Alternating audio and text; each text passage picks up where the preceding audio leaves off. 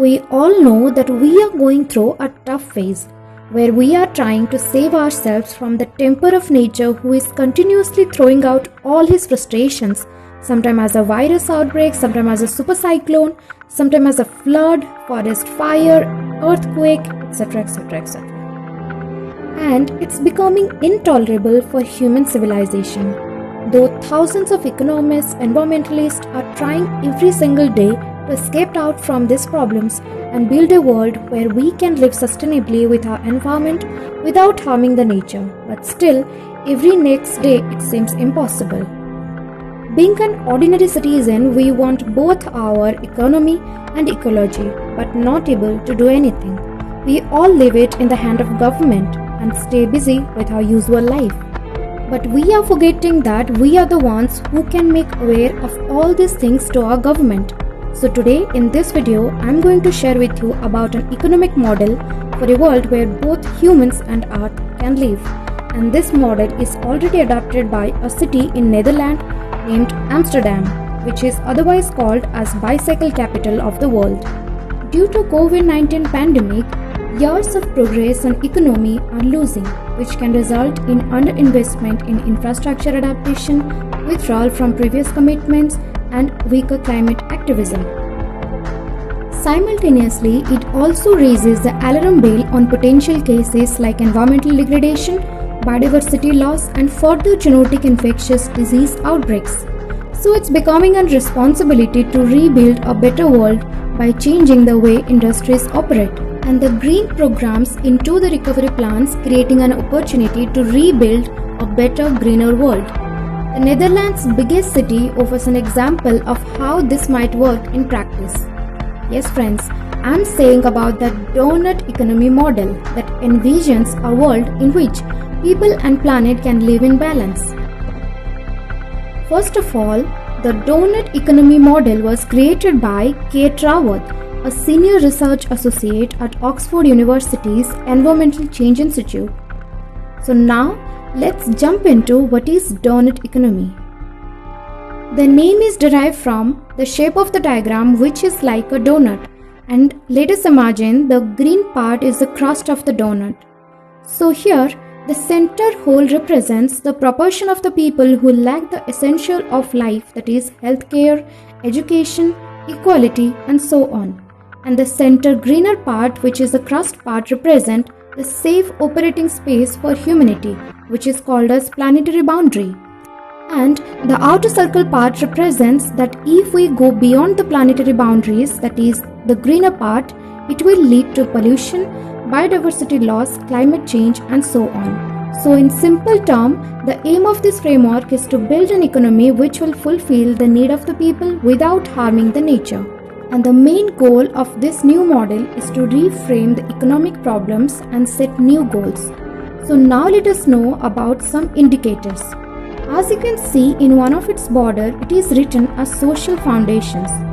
Social foundations are the basic social need of humans, which are food security, healthcare, education, income and work, peace and justice, political voice, social equity, gender equality, housing, networks, energy, and water. And in the another border, you can see it is written as ecological ceilings. There are 9 ecological ceilings are from the planetary boundaries.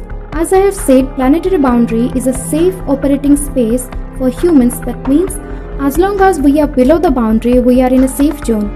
And if the boundary is crossed or the ecological ceiling is crossed, we enter to a danger zone. And the 9 ecological ceilings are climate change, ocean acidification, chemical pollution, nitrogen and phosphorus loading, freshwater withdrawals, land conversion, biodiversity loss, air pollution, and finally, ozone layer depletion. As per our essentials, there will be some amount of exposure of carbon dioxide to the environment, there will be freshwater withdrawal for our need, there will be land conversion, and so on.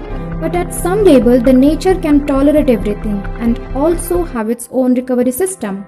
But everything, if we are doing excess, that means we are heading into danger zone, where both humans and nature will be in danger. And now head into another two indicators, that is shortfall and overshoot. The meaning of shortfall is an amount that is less than the level that was needed, and the meaning of overshoot is to pass beyond. So the center hole represents the proportion of people who doesn't have the basic social foundations like food security, health, education, and so on. And to provide the social foundations to each and everyone, we need a healthy economy. So the aim of our economy should be to place everyone within that boundary where they will get sufficient amount of social needs without crossing the earth's ecological ceiling. That means without harming the nature. And this is the today's real world donut economy model. As you can see, the center hole where there are so much of people who are not getting the basic social foundations. And as you can see here, peace and justice is at the peak. That means there are maximum people who are not getting peace and justice. And in the outermost part, you can see the situations that are devastated, that is climate change, nitrogen and phosphorus loading, land conversion and biodiversity loss. So in these situations, we have crossed our boundaries and we are in a danger zone. So right now we are far from the balance. So we need to create an economy which will tackle the shortfall and the overshoot together. According to Kate Raworth, we have seen degenerative industries where we take the earth's material, make them into stuff we want, then use it for a while and then throw it away, which is pushing us over planetary boundaries. So we need regenerative industries who will reuse the material and make them stuff which we can use, so the resources use again and again. The 20th century centralized technologies concentrated wealth, knowledge and power in few hands. But in 21st, we can design our technologies to become distributive. That means wealth, knowledge and empowerment to many. So together the regenerative and the distributive design technologies can define our 21st century economy. Another important concept she addressed, that we want our economy to grow forever, isn't it? But we are forgetting that the things who grow more is a danger for everything. Take an example of your own height. If you will grow forever, at an early age you will die, because that is not normal. So everything has a certain point where they mature and live healthy. So why we are trying to pulling our economy so much to grow, which will finally end up with harming us?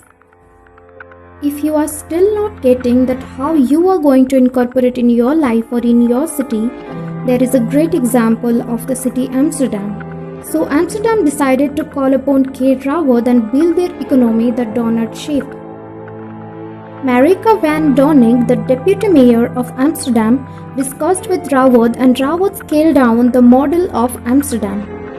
First, she made a city portrait showing where basic needs are not being met and where the ecological ceilings are going beyond. They found that the issues are interlinked, and they shared the issue of housing. In Amsterdam, the resident housing needs are increasing and people are not satisfied with it, because 20% of city tenants unable to cover their basic needs after paying their rent in the lockdown period, and just 12% of 60,000 online applicants for social housing being successful. At one case, the demand is more and the production is less, and in another case, people don't even afford the basic need. So in our mind, the solution is to build more house, but the area's carbon dioxide emissions are 31% above than 1990. So if they will import building materials, food, consumer products from the outside the city, the carbon dioxide emission will increase to 62%. So they have to think about their economy as well as their ecology. Van Donning said the city plans to ensure the builders use materials that are often possible recycled and bio-based, such as wood. Though it is not providing us the answers, but the donut economy model approach also encourages the policymakers to expand their vision beyond the horizon. So you can't keep doing the same things that you used to do. So if you are a businessman, a homemaker, a government employee, a student or a policymaker or anybody whoever watching this, try to implement the regenerative things into your life. And if ever you got a chance to ask question to a politician, a policymaker, a builder, a production head, please put forth the model in front of them and try to implement in your city. But up to that, try by your own to make your life regenerative and not a degenerative one. Because we are the generations who have the capability to change the future.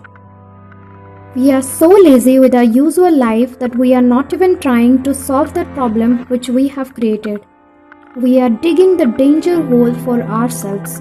Literally, we are burning our house. So if you are finding that my videos are useful, please like, share and subscribe and hit the bell icon to get instant notification.